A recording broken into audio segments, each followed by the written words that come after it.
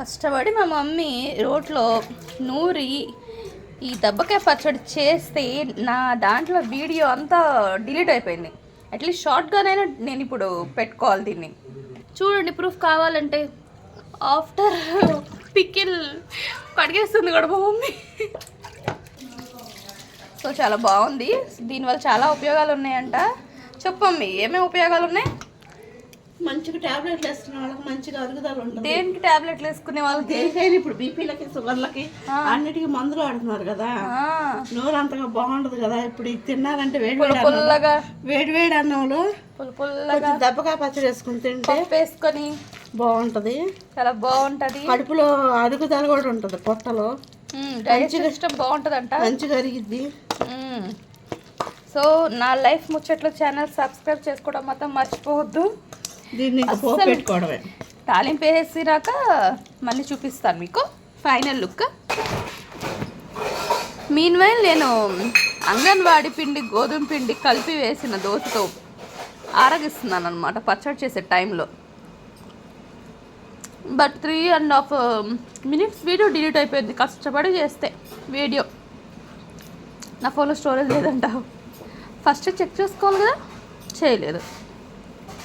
But ఈ దోశ మాత్రం చాలా బాగుంది. తాలింపు వేసేసింది, అది తీసుకొని జస్ట్ ఇందులో వేయటం మాత్రమే. Let's wait and see. ఇప్పుడు చూడండి దమ్మేగా వేసేస్తుంది. దానికి మేము దూరంగా ఉండాలి. సో తాలింపు వేసిన తర్వాత మిక్స్ చేయాలి. ఆ మిక్సింగ్ కూడా చూపిస్తాలి, ఆగండి. ఇప్పుడు నాకు ఒక దోశ మిగిలిపోయింది. కొత్త దెబ్బకాయ పచ్చడి దాంతో ట్రై చేయాలి కదా మమ్మీ. ఎక్కువ ఆయిల్ ఉంటే పికిల్ చాలా బాగుంటుంది కదా, అందుకే కదా ఉన్న క్వాంటిటీ కంటే ఆయిల్ ఎక్కువ వేస్తారు. చూసారా చాలా కలర్ఫుల్గా చాలా బాగుంది. అదే బిఫోర్ ప్రిపరేషన్ నుంచి ఉన్న 3.5 minutes వీడియో ఉండుంటే మీకు ప్రిపరేషన్ ప్రాసెస్ కూడా తెలిసేది కదా. చెప్తావా మమ్మీ ప్రాసెస్ ఏంటని?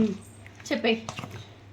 కారంలో చిన్నులపాయలు ఉప్పు వేసుకొని మిక్స్ చేసుకొని మిక్స్ మెత్తగా అయినాక రోట్లో వేసి కారం వేసి ఈ దెబ్బకాయ చిన్న చిన్న ముక్కలుగా కట్ చేసుకొని దెబ్బకాయ కారం కలిపి నూరేసి మనం తీసేసుకోవడం. మనము ఆడియన్స్కి అర్థమయ్యే భాషలో చెప్పాలంటే ఫస్ట్ దెబ్బకాయని ఉడకబెట్టాలి కదా మమ్మీ.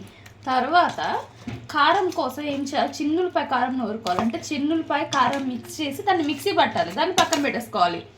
తర్వాత చిన్న రోలో ఏదో ఒక రోల్ ఉంటుంది కదా ఇంట్లో, ఉండకుండా అయితే ఉండదు కదా ఆ రో, లేకపోతే మమ్మల్ని అడగద్దు.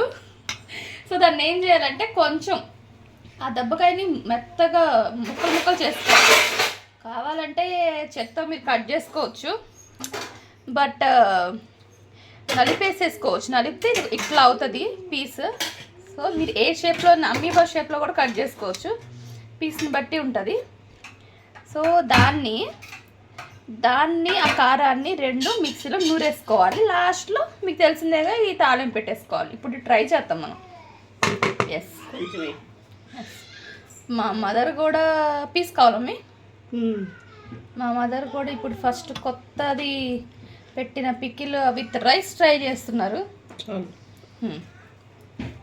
చాలా బాగుంటుంది, మీరు కూడా ట్రై చేయండి. Okay bye.